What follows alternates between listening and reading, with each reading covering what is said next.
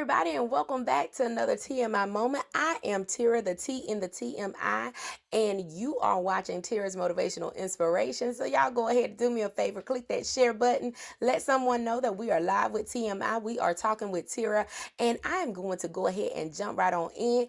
Those of you who are watching me from Facebook, Instagram, and YouTube, thank y'all so very much. I appreciate your support. I appreciate you always coming in, listening, and watching, and just your comments, your likes, all that good kind of stuff. If you have not subscribed to our YouTube channel, y'all do me a favor, go ahead and subscribe. I put the link in the description box. Listen, y'all, we've been talking about success, and today I want to talk about whether or not we are full or empty. And I just want to dig a little bit deeper. So do y'all mind if we have a quick little conversation? I'm not going to hold you as long as I did yesterday, but I felt like the fear of failure has hindered so many people so long that I wanted to spend a little bit more time just to encourage you to just do it.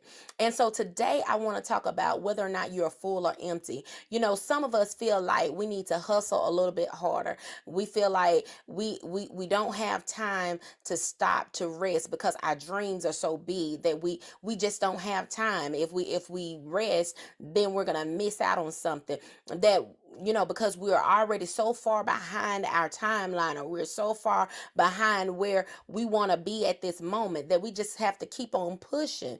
And we push ourselves so hard, and we pouring ourselves into so many things. And some of us feel like the more we work, the harder we push, the closer we're going to get to that place of fulfillment that we are longing for. And we buy into the idea that rest is for the weak, or it's for the lazy, or we buy into the idea that if we want it bad enough, then we're going to do anything that's necessary to get it. And we take time away from the things that are most important to us, like our family, ourselves, the church, or God, or whatever it is that should have a higher priority. Sometimes we are pouring ourselves into everything else.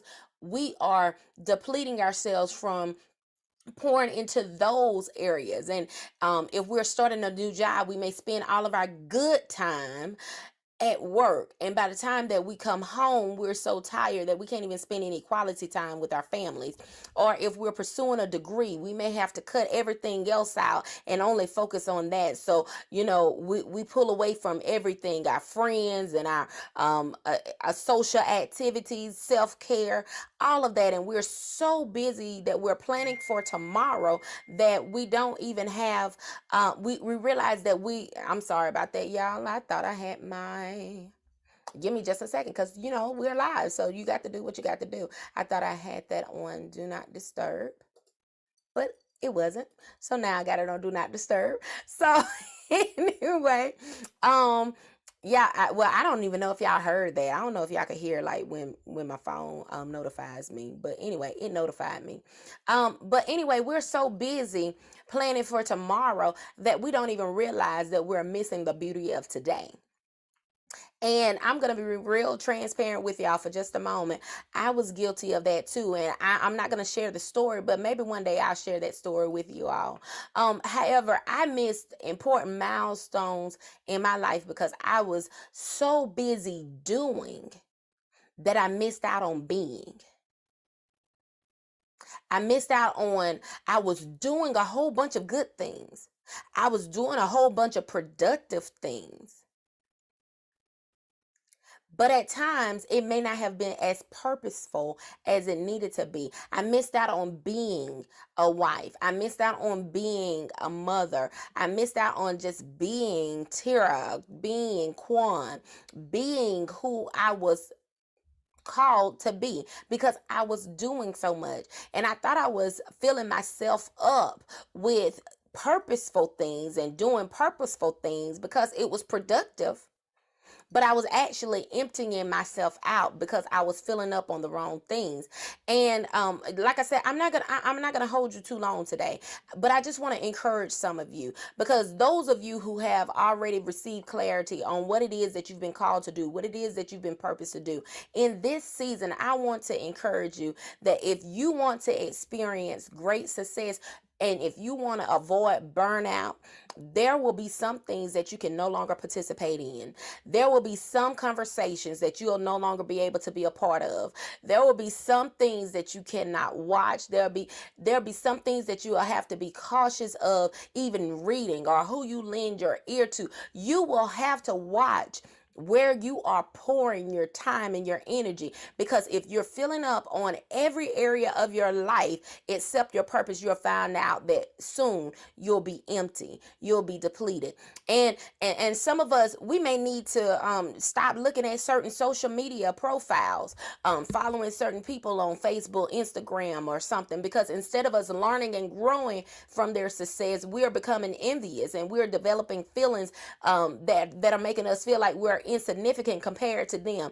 You may need to watch who you're allowing to speak into your life, because sometimes we allow people to speak some things over us that does not agree with our purpose, and we come in agreement with that. And just because they don't see what it is that God has shown you doesn't mean that it will not come to pass. Now, I'm not talking about your spiritual leader or anything like that. I'm not talking about anything rebellious or anything like that, so don't get that twisted.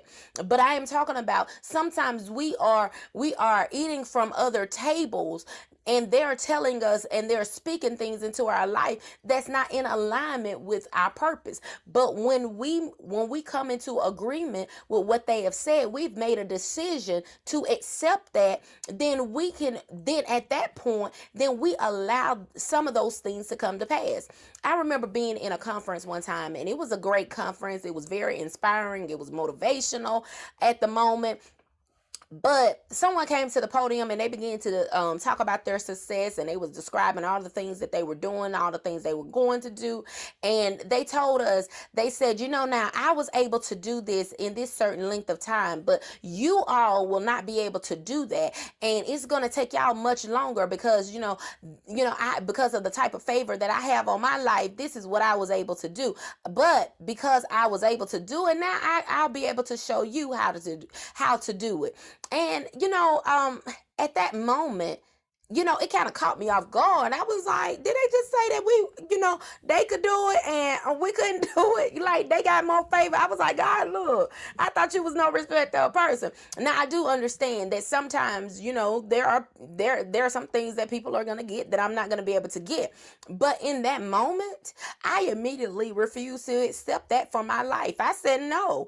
I began to pay attention to who I was lending my ear to. And once I began to do that, once I began to pay attention where I was pouring my time and my energy, and I began to notice that my actual energy I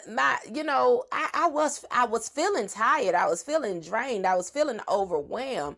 And because I have a very high tolerance for pain, I have a high tolerance. If I'm tired, I'm able to push myself.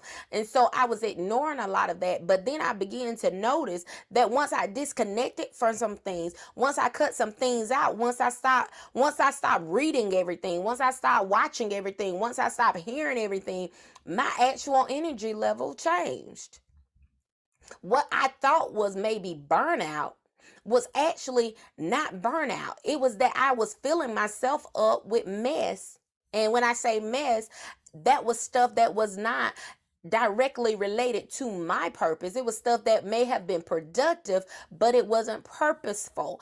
And and when I began to cut those things off, I began to engage in my purpose. And instead of me being full on everything else and empty on my purpose, I began to pour back into my purpose, and I began to see my level I don't really say, I never really have experienced a major issue of anxiety. I know that's a major issue for a lot of people, because I have always been the one, if I feel like, I can't make, like things are getting overwhelming, or I get a little too stressed out, I have learned how to just kind of step back and how to just, take that time, that self-care time. And I want to talk about that tomorrow. We're going to talk about self-care tomorrow, because that is so important, because a lot of us don't even take care of ourselves.